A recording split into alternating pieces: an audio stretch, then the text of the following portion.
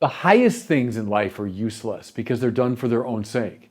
But I think we have so hyper-emphasized the useful that people are often lost. They don't know what to do with their useless time. And therefore, it's filled up with a lot of triviality.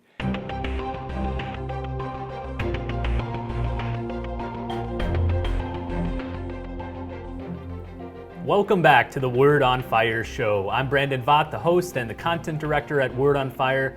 Joining me from the Santa Barbara studio is Bishop Robert Barron. Bishop Barron, good to see you. Hey Brandon, always a joy to be on with you. How's little Gilbert doing?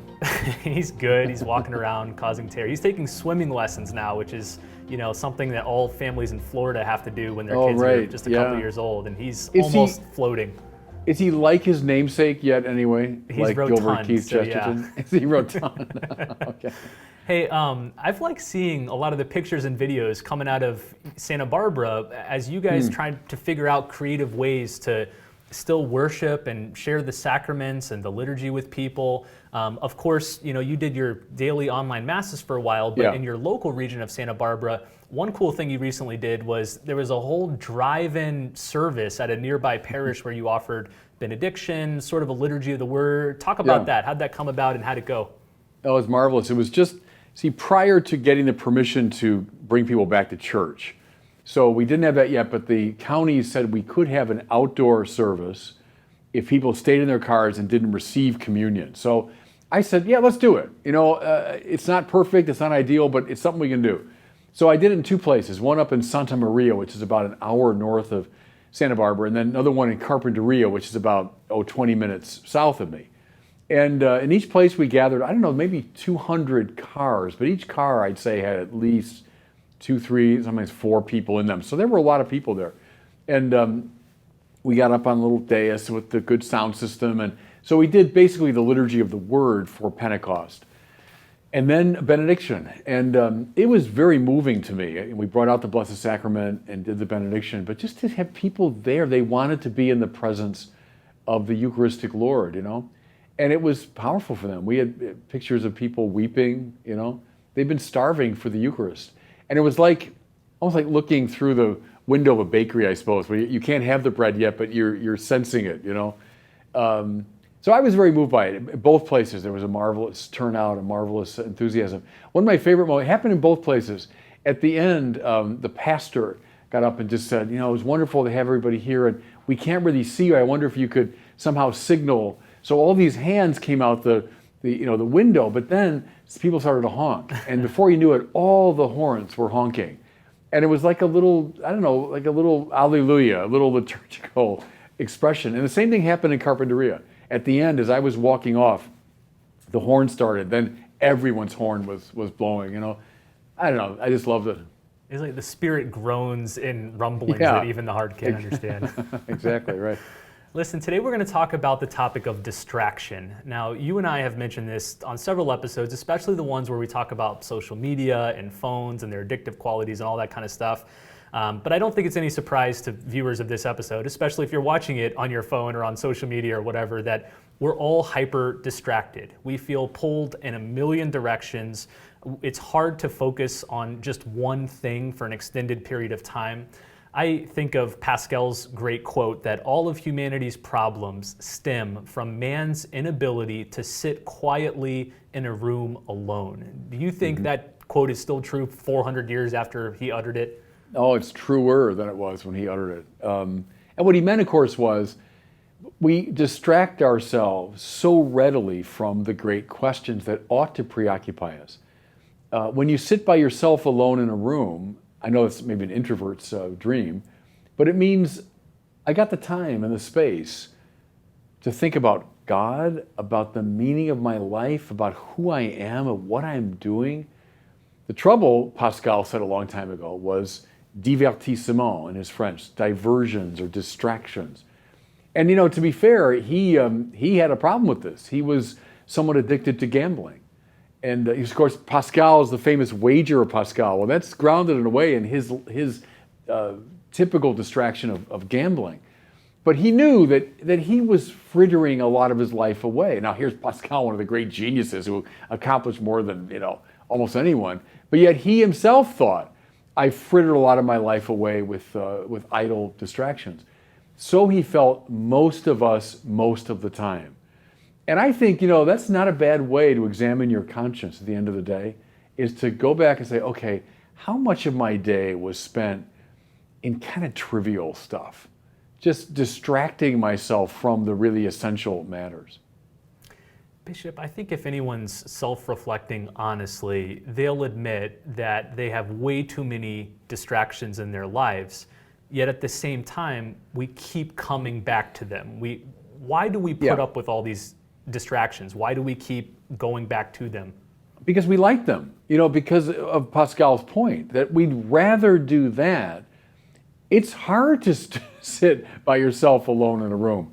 It's hard to wrestle with the really important questions. And so, of course, we prefer distractions. We prefer triviality. Now, look, I get it. You can't spend every moment of your life wrestling with the profoundest questions. I get it. Of course, we need, lighter, more trivial things. But do we spend most of our time doing that?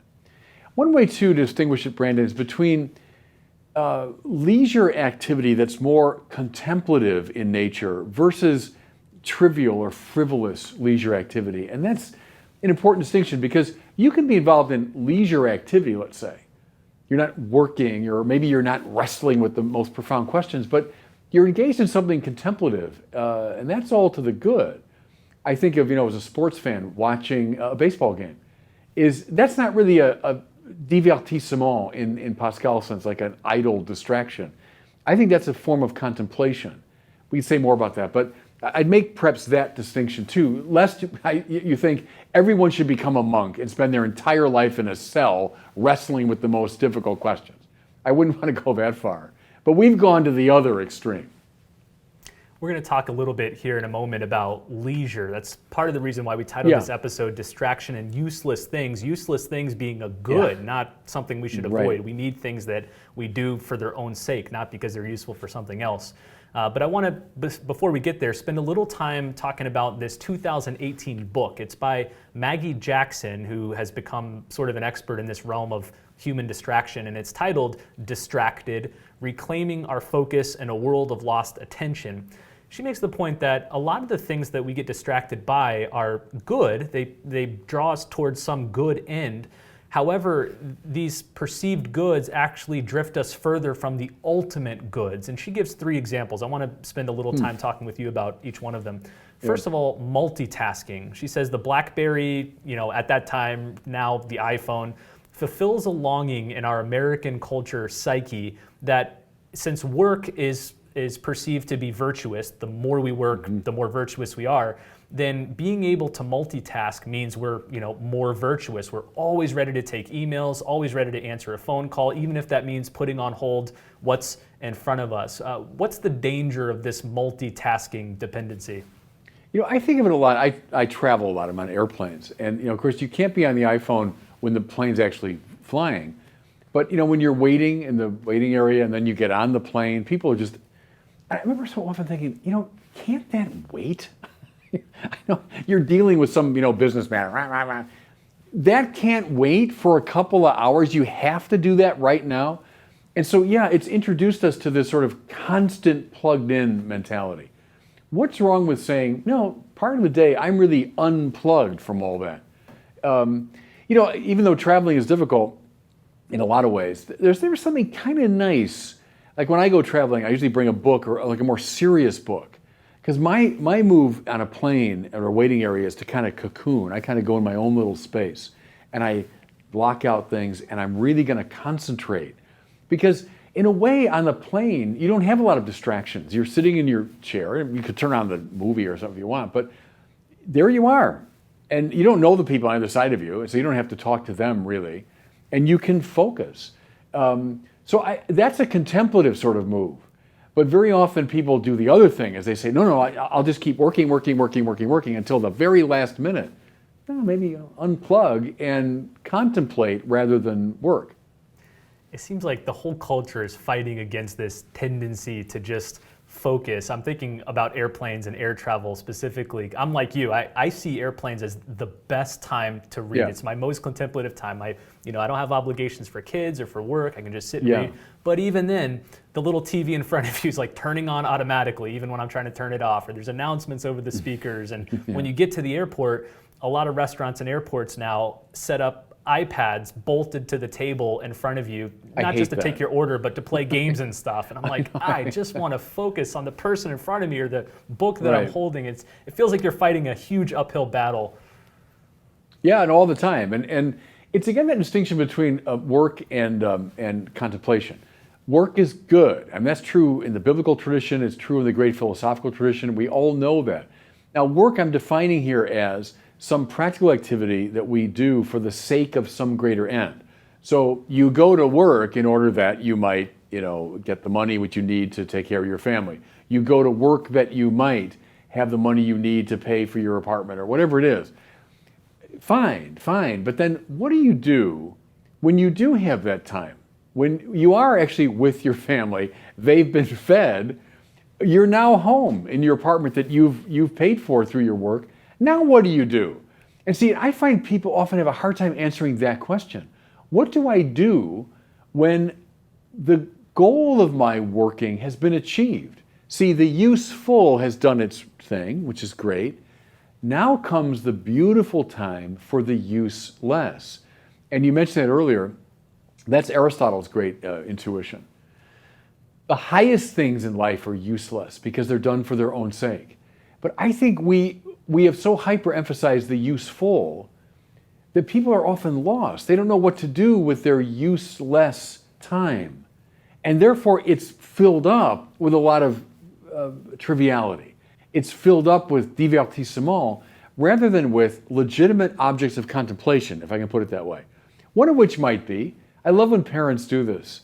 They'll talk about just looking at their kids can be a great source of joy, and I mean joy like with a capital J, like a deep sense of the meaningfulness of their life.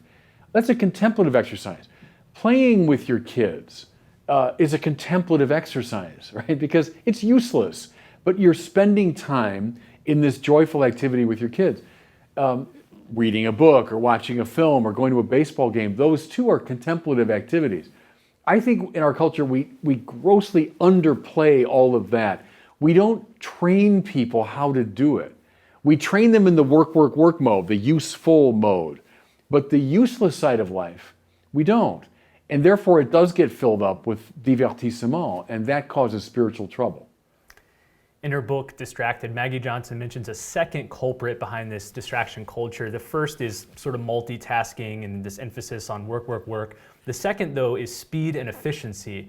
So we're always trying to find the quickest, easiest, most efficient way to get something done and to maximize our output. I've noticed, though, especially among millennials and Gen Zers, there's sort of a return to the slow, the non-digital ways of doing things that are less efficient, that take longer, but they're doing them on purpose because there's a value in not just trying to maximize your potential. But I found if that's your goal, if you're just trying to complete as many projects as possible, people become, in her words, administrative appendages. They're just sort of cogs in the machine of your efficient life. Then distraction is the inevitable outcome because there's just so much going on. Yeah. Years ago, I used to give a mission, a parish mission, and it was called Food for the Soul. What is the soul like? And one of my themes there was, the soul likes to go slow. So we are addicted to speed, that's true. We like speed in everything. Fast connection. This is a faster program, that gets me.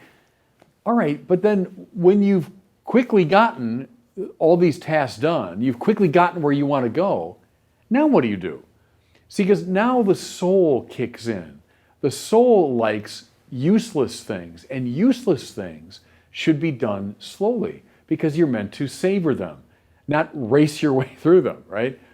Think of people, and it's largely lost art in America, but when I was in Europe studying, you'd see this. You see it still now in Rome when you go there. People that know how to savor a meal. The way Europeans eat, You get to a restaurant and you're just there. You're just, they gave you a table, order your food. The food comes slowly, a bit at a time. You savor it, you linger over it, you spend many hours in conversation. It's not at all unusual in Europe to start eating at, you get there at 7:30, dinner comes maybe 8-ish or so. It's now 10:30, you're having your after dinner drink or something, you're still talking. That's not indulgence, or that's not something decadent. There's something beautiful about that. It's someone who knows how to go slow through this great event of eating and socializing and spending time with, What do we do now? I'm guilty of this too. Get to the restaurant, where's that waiter? Where's the waiter? Come on, let's order. The food comes, and then how often, look around a restaurant in America, what you'll see is people now, they're all together at the table, but they're all like this, right? They're all looking at their phones. No, this is the time for you to talk to each other, look at each other, listen to each other. I'm a baseball fan. A classic critique of baseball, and there's something to it because the game has gotten too long. I agree with that. But a classic critique is, baseball, come on, it's so slow. I mean, come to hours and hours. No, but you're meant to savor a baseball game. You're meant to spend a lot of time with it, looking and listening and watching what's going on. That's a lost art.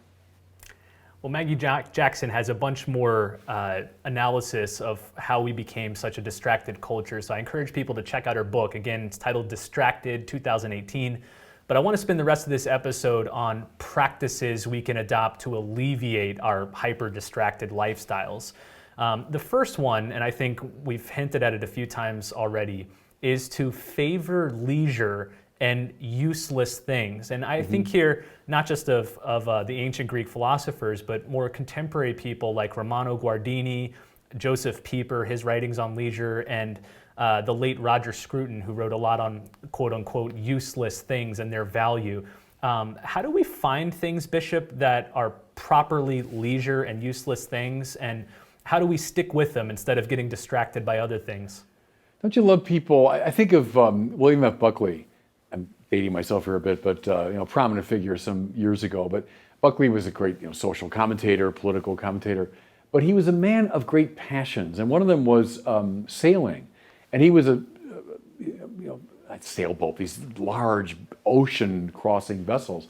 And Buckley has these wonderful books about when he crossed the Atlantic Ocean with friends, crossed the Pacific Ocean with friends, and the great adventure of that, and loading the food and the wine onto the ship for their leisurely, elegant meals and so on.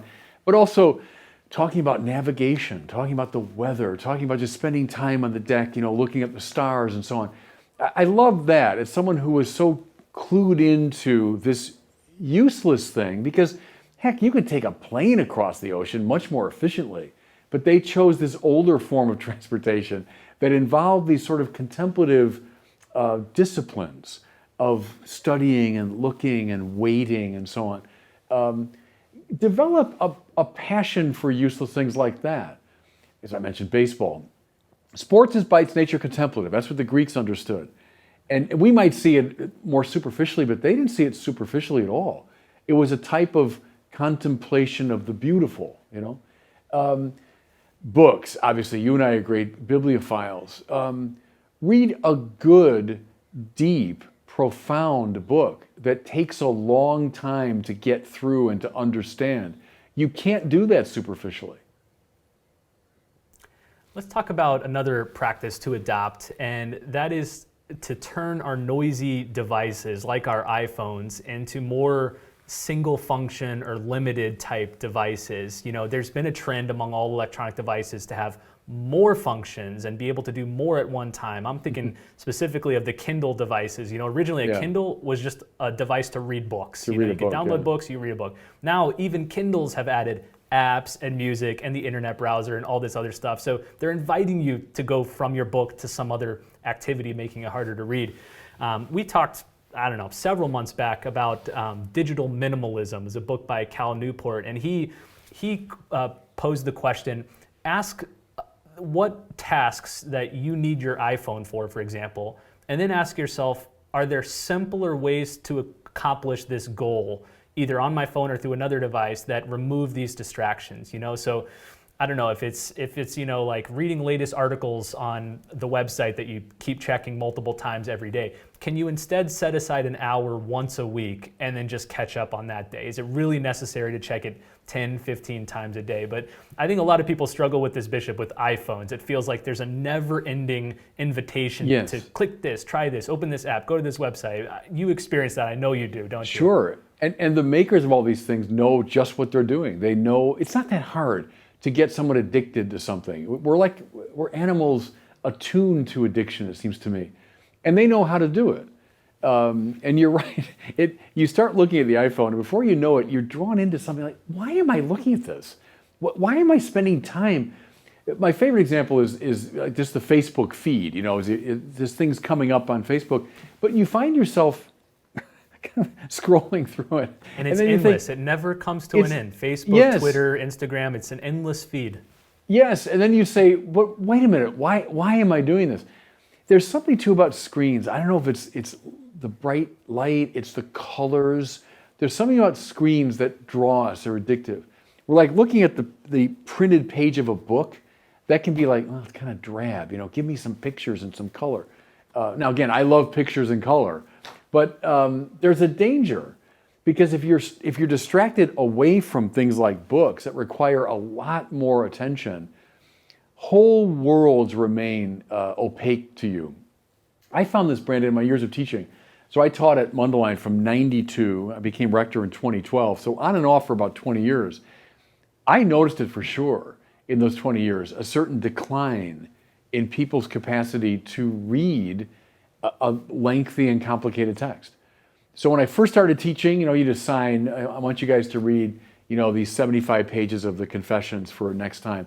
I want you to read, this whole section of Plato's Republic. And then as the years went by, people said, Father, I can't possibly read all that. I'm not going to spend all that much time. Read these 2 paragraphs by next class, and then you'll be good. Oh, wait a minute, it's too much. So I know that's the danger. And it's a discipline. And you've got to give it time. And, you've got to talk to people who know how to read books. Like something, I use all the time as a pen. So if I'm reading a book seriously, not something before I go to bed, I'll read like a novel or some history before I go to bed. But if I'm reading seriously, I always have a pen in my hand because it keeps me in the game. It's like keeping score at a baseball game. If you're keeping score, your mind's really in the game. So with the pen, I'm checking, questioning, what? I'm commenting on the book, or like, yeah, good.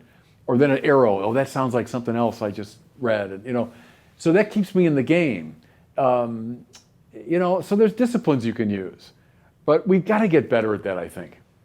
When I came into the Catholic Church, one of the new practices for me was Eucharistic adoration. Never heard of it before, never practiced it before.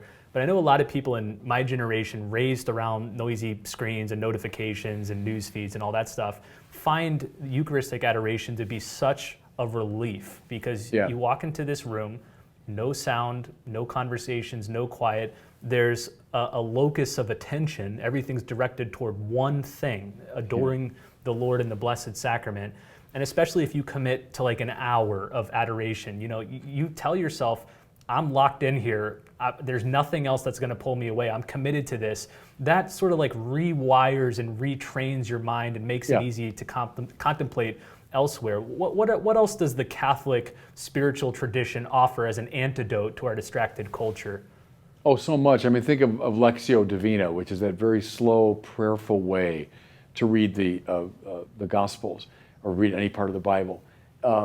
Contemplative prayer. So Eucharistic adoration, I think, participates in that category of contemplative prayer. Think of meditation, an Ignatian-type meditation, where you spend the time to enter into the scene of a gospel story, and you look and you smell and you hear what it's like, and so on. All of those are contemplative practices. Or even something like, you go to the great medieval cathedrals and you find those labyrinths.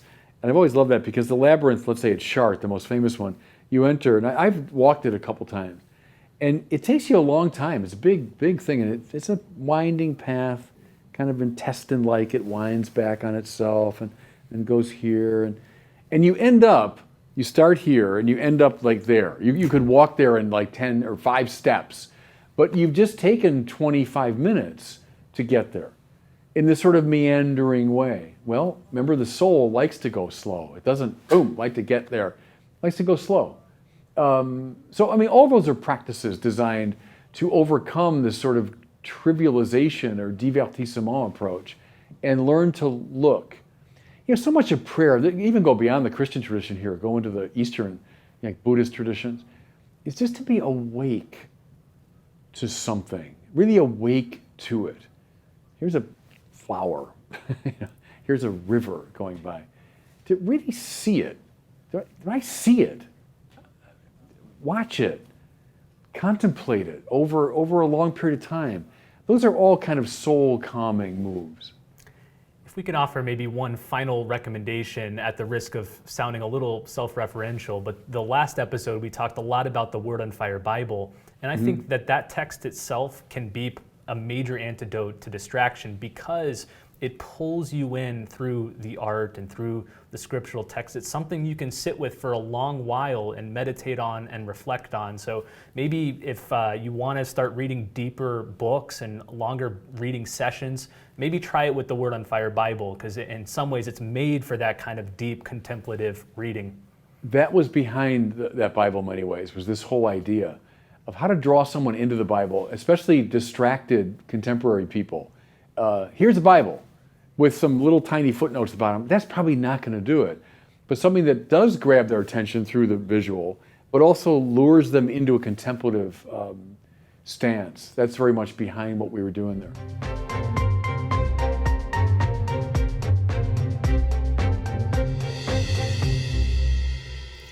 Well, it's time now for our question from one of our listeners. You can send in questions to the show by visiting askbishopbarron.com. You can record your question on any device.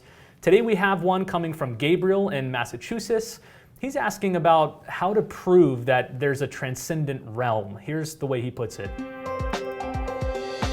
Hello, my name is Gabriel from Natick, Massachusetts. My question is a prerequisite to the question of God. How can we prove there is this other dimension, something we don't inhibit, and that we can't measure and scientifically or mathematically prove? Thank you. Yeah, good. In many ways, that's the question of basic apologetics. But I'm going to take a clue from the question itself. Think about mathematics for a second. Mathematics. Plato understood this. It's still true. When you move into a properly mathematical realm, you're not looking at 7 items in front of you. You're contemplating the number 7. You're not looking at a triangularly shaped figure in front of you. You're thinking now about a triangle or about a circle. Not a circular shape that you can see like that camera lens, but circularity, a circle in the geometrical sense. You have stepped out of the sensible world, because points and circles and lines and triangles in the abstract sense are not visual items. They are pure abstractions. They are, if you want, invisible realities. Now, press it a little further. You mentioned both math and science. All of science rests upon objective intelligibility, right? There has to be some kind of formal structure to reality, or the sciences cannot get off the ground. Therefore, something like ordered harmonies necessarily structure a scientific approach to life. Press it further, especially contemporary science. Read Einstein and the quantum theorists and all those people. It is inextricably tied to mathematics. You can't do high science, especially today, without desperately abstract mathematics. Therefore, science, we say, that most orders me to the sensible world. Well, yes, in a way, but you can't analyze the sensible world scientifically without mathematics. Mathematics is in itself invisible. It's a non-sensible reality.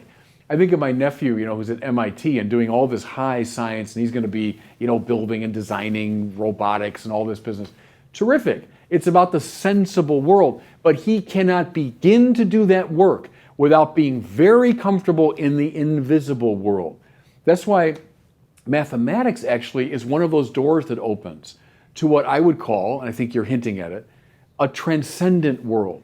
See, I'm just a bitter opponent of this reductive materialism and scientism, which is compromising the souls of people today. And I just want them to say, even as they hold up science, which they should, I hold it up too. We love science. We love science. But to say science is to say math. To say math is to say the invisible. And so don't play this game of, oh, these poor old religious people with their crazy, wacky ideas about a higher world. If you're doing science, you are in the higher world that I'm talking about. You've at least walked through into the vestibule of the world that I'm talking about. So I would turn that on its head, that objection. It's precisely math and science that orders you to a transcendent world. Okay, end of rant on that subject. Well, as we work to get Bishop Barron's blood pressure back down to normal levels, I wanted to mention one final time to pick up your copy of the Word on Fire Bible. We talked about it during the whole episode last week. It just came out last week on June 15th. But you can find it at wordonfire.org/Bible. We have 3 beautiful versions, a paperback version, a hardcover version, and then the leather version. If you have young sons or daughters or college students or just people in your life that haven't read the Bible, aren't familiar with the Bible, don't like religion, this is the book you can pass them to lure them back in, to become re-enchanted with the religious world of the Bible. So check it out at wordonfire.org/Bible. Well, thanks again for listening and watching. We'll see you next week on the Word on Fire show.